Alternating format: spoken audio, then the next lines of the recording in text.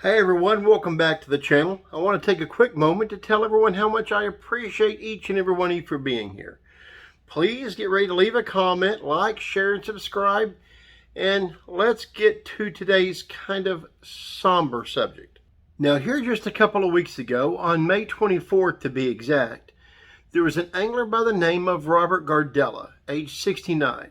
He was fishing a 2.5 mile stretch of the Colorado River just north of Lake Havasu out in California. Witnesses say that around 3:30 in the afternoon, one of his rods went overboard. Once his rod went in, he went in after it. And witnesses say after a few seconds he surfaced and was seen struggling there at the surface of the water only to go under again. This time he didn't come back up.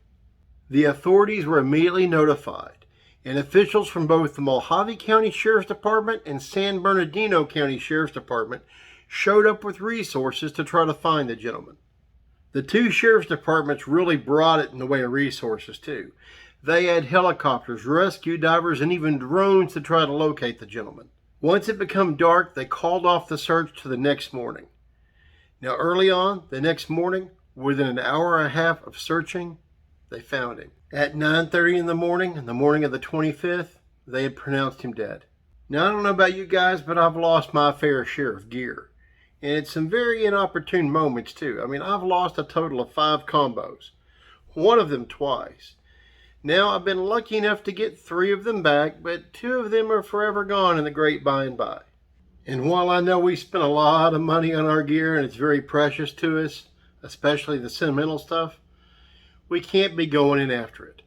I mean, I know sometimes you can touch bottom and it's right underneath you and maybe there's no structure, no obstacles. You still never, ever want to try to win a Darwin Award while out there in the water, right? I mean, you can do some things to be prepared to maybe increase your chances of getting your stuff back. You know, a lot of people don't think about it, but it's nice to have a little kit with you.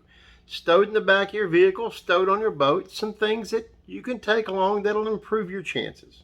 Try some larger treble hooks. Now, it doesn't have to be the old grappling hook, huge treble hooks of days of old.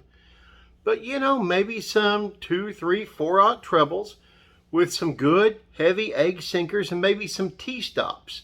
That way you can drag them along the bottom. Your hook, you know, about, 4 to 6 inches behind your weight. Have that weight plugged or stopped.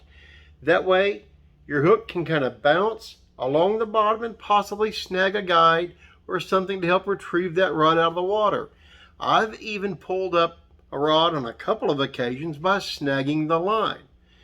Now granted, you better have a good spool knot in case that bail or that thumb bar is engaged and you pull all the line off your dadgum reel until you get to the spool. I've had that happen too, and that's how I lost one of those rods the second time. My knot wasn't so good, I felt a tink, and I knew it was forever gone.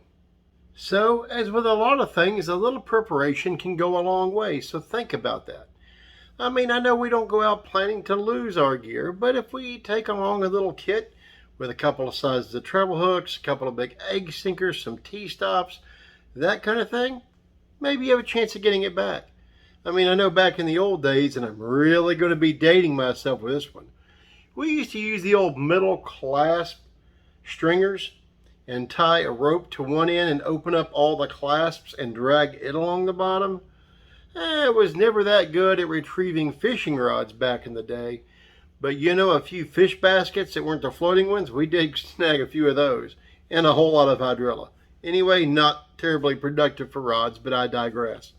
So, a little preparation. Consider you're making yourself a kit.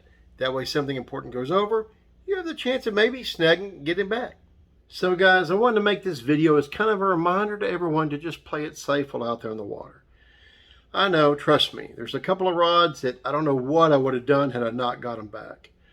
One of my best ones I lost during day 3 midday on a BASS state championship. It was the rig I was catching everything on too. I still managed to pull a pretty good limit that day, but boy, I was sweating it. I did run into the guy who custom made that rod back at the ramp and said, "Can you make me another one?" He was a bit confused because he had just brought that rod to me on practice day 1 for that tournament. Whoops, I had a little explaining to do. Anyway, keep it safe out there, guys. We all want to share these fishing times and stories and tips and techniques and everything together, right? So in order to do that, you got to come back. So do me a favor, get out there in the water, enjoy your time. Please play it safe. Until next we meet, keep it wet.